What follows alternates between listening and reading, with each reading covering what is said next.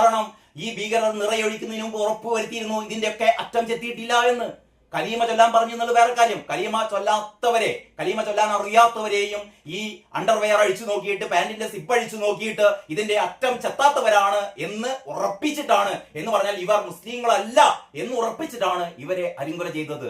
ഇത് വർഗീയതയല്ലേ? ഇത് പറയുമ്പോൾ ഇത് വർഗീയത.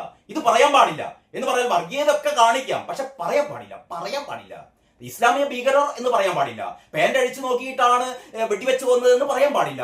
കലീമ ചൊല്ലിപ്പിച്ച് അത് പിന്നെ നമ്മുടെ രാമചന്ദ്രൻ നായരുടെ മകൾ പറഞ്ഞത് കൊണ്ട് ഇനി അങ്ങനെ അങ്ങപ്പുറത്തേക്ക് പറയാനില്ല. അത് ഇനിയിപ്പം പറയാതിരിക്കാൻ വയ്യ. കാരണം രാമചന്ദ്രൻ നായരുടെ മകൾ അവിടുത്തെ 2 ഇസ്ലാമിക സഹോദരന്മാരെ തനിക്ക് കിട്ടിയെന്ന് പറഞ്ഞിട്ടുണ്ടല്ലോ. അപ്പൊ ഒരു ഭാഗത്ത് അത് അംഗീകരിക്കുകയും വേണം, ഈ ഭാഗത്ത് കലീമ ചൊല്ലാൻ അച്ഛനോട് പറഞ്ഞു, അച്ഛൻ അറിയാത്തത് കൊണ്ടാണ് വെടിവെച്ചിട്ടത് എന്നുള്ള ഭാഗം മായ്ച്ചു കളയാനും പറ്റില്ല. അപ്പോൾ അത് കലീമയുടെ കാര്യം ഏതാണ്ട് ദേശാഭിമാനി അംഗീകരിക്കുന്നുണ്ട്. പക്ഷേ ഈ പാന്റ് വലിച്ചു കൂടിയ കാര്യം ദേശാഭിമാനി മിണ്ടില്ല. കാരണം ദേശാഭിമാനി ഭീകരർക്കൊപ്പമാണ്. അവരുടെ മനസ്സ് അങ്ങനെയാണ്, ഇന്ത്യ വിരുദ്ധമാണ് എന്ന് ഈ വാർത്തകൾ തെളിയിക്കുന്നു. ഇനി ഇതിന്റെ മറ്റൊരു ഭാഗമാണ്